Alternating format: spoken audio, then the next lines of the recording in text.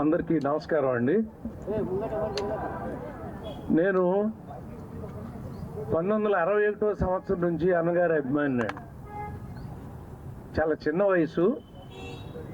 నా జీవితంలో ఆ నూజివీడులో ఉండేయండి సినిమాలు. అక్కడి నుంచి దూరంగా కండ్రికి తోటాన్ని కొంచెం దూరంగా ఉండే తోటలో మా నాన్నగారు సూపర్వైజర్గా పనిచేస్తూ ఉండేవారు. ఆ రోజున సీతారామ కళ్యాణం చూడాలని నేను వెళితే కరెంటు పోయింది, మళ్ళీ పోయింది. ఆయన వేస్తామన్నారు.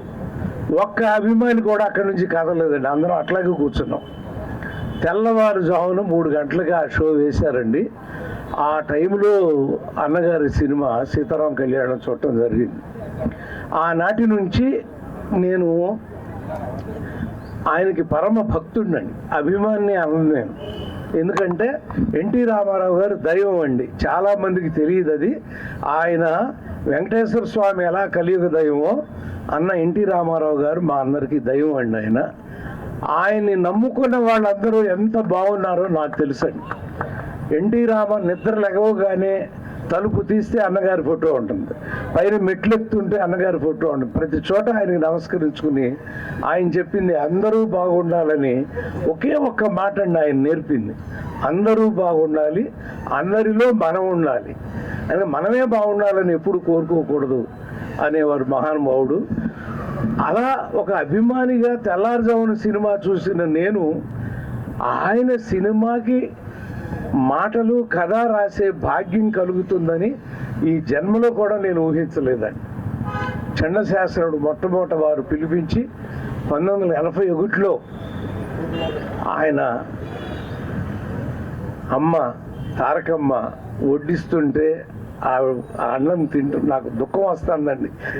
ఆ దృశ్యం గుర్తుకు వస్తుంటే పక్కన కూర్చుని ఏ మొహట పడకండి తినండి అని ఆయన అక్కడ కూర్చుని అవన్నీ కూడా నేను మర్చిపోలేండి. తర్వాత అనురాగ దేవత ఆయన రిలీజ్ అయిన సినిమా వేరే, కానీ ఆఖరి నటించిన మేజర్ చంద్రకాంత్ కూడా మేమే రాసామండి. సూపర్ హిట్ సినిమా, మీకు తెలుసు. అలా ఆయనతో ఒక అనుబంధం. రామారావు గారు అభిమానిని అని చెప్పుకోవటానికి ప్రతి అభిమాని ఈ ప్రపంచంలో ఉన్న వాళ్ళు గర్వపడతామండి.